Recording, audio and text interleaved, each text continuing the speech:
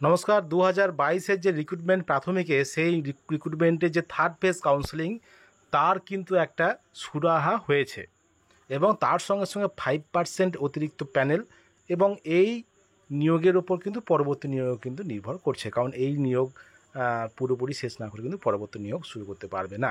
সুতরাং এই নিয়োগটা কিন্তু খুবই গুরুত্বপূর্ণ। তো এটা নিয়ে কিন্তু হাইকোর্টে কেস হয়েছিল এবং তার যে একটা অর্ডার হয়েছে যে 2022-এ যে রিক্রুটমেন্টে যে মেরিট লিস্ট, সেই মেরিট লিস্ট অনুযায়ী থার্ড ফেজ যে 427 জন কিন্তু এখনও কিন্তু স্টেট ওয়াইড কাউন্সেলিং করেনি প্রাথমিক শিক্ষা পর্ষদ। এটা কিন্তু হাইকোর্ট থেকে যেটা অর্ডার দেওয়া হয়েছে যে অবিলম্বে অর্থাৎ কয়েক মাসের মধ্যেই কিন্তু 427 জনের কিন্তু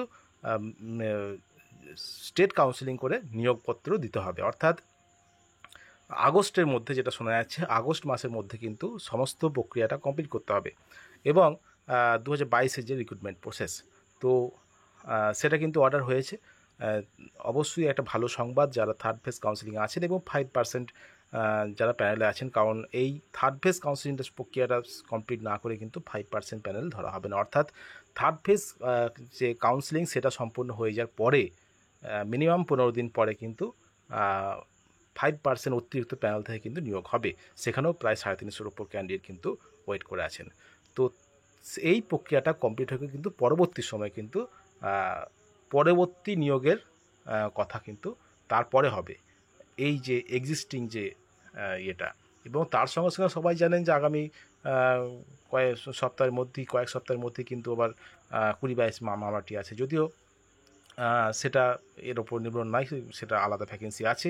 এর বাইরে এই প্যানেল থেকে যে যারা প্যানেলভুক্ত হয়েছেন তাদের নিয়োগের ব্যাপারে যে 427 জন মতো ক্যান্ডিডেট এখনও নিয়োগপত্র পাননি, তাদের বিষয়ে কিন্তু বলা হয়েছে তাদের কিন্তু তাড়াতাড়ি কিন্তু নিয়োগপত্র দিতে হবে।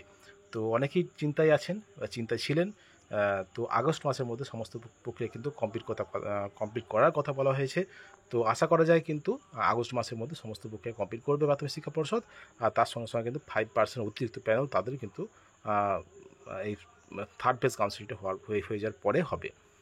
এটাই কিন্তু বিষয়।